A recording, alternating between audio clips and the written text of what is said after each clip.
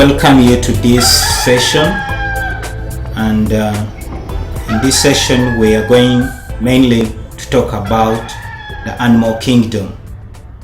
But we are first of all going to introduce animal kingdom, especially the general characteristics of animal kingdom. First of all, to remind ourselves of what we talked about previously, we looked at different kingdoms. We looked at kingdom Monella, we looked at kingdom Protoctista, we looked at kingdom Fungi, and at this moment we are now going to look at kingdom Animalia. There are characteristics that put organisms in this kingdom which are characteristics that are not found in other kingdoms. The first characteristic is that of multicellular. You find that all organisms in this kingdom, they have many cells, or we refer to them as multicellular. And also you will find that most or almost all the organisms in this kingdom, they carry out what we call as heterotrophic nutrition. By heterotrophic nutrition, we mean that they feed on already manufactured food. They may feed on plants, or they may feed on other organisms. They can be carnivores, they can be omnivores, and they can be herbivores. So you find that all organisms that are falling in animal kingdom, they have these characteristics of being heterotrophic. And then also we find that another characteristic that put all these organisms into the same group is that they are able to reproduce themselves. They are able to reproduce the young ones that resembles them, being able to reproduce sexually, whereby the gametes fuse together and they form a zygote.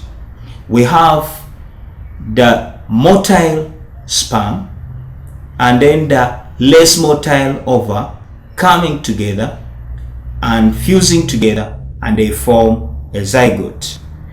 Then another characteristic of these organisms in the animal kingdom is that they will have cells, and these cells lack the cell wall. Their cells, the outer membrane is the cell membrane, and this differentiates organisms in this kingdom from other organisms like in the plant kingdom, which have the cell wall. But all organisms that are falling into kingdom Animalia, all of them, they have no cell wall. And then another characteristic is that characteristic of mobility.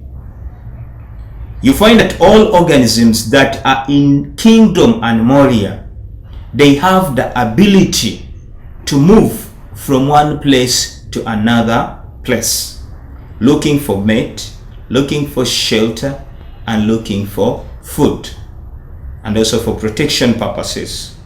This differentiates them from all other organisms that are in other kingdoms. Then another characteristic is that one of sensing their changes in their environment.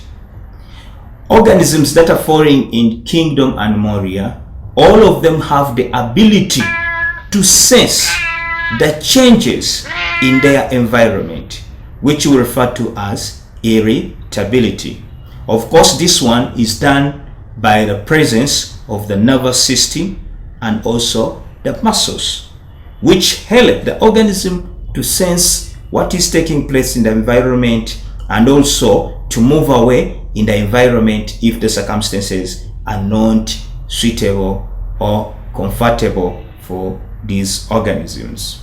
So we have said that animal kingdom is one of the 5 kingdoms of living things, and it has characteristics that put organisms in this kingdom. And we have seen that some of these characteristics is that they are multicellular, they carry out heterotrophic nutrition, they reproduce sexually, and their cells lack cell wall. Then also they carry out locomotion. They are motile. They can move from one place to another. And another one is irritability, whereby they can sense the changes in their surroundings. Thank you very much for paying attention to this introduction to Animal Kingdom. Next time when we come back, we shall look at the different divisions in Animal Kingdom, and then also we shall also talk about the different kingdoms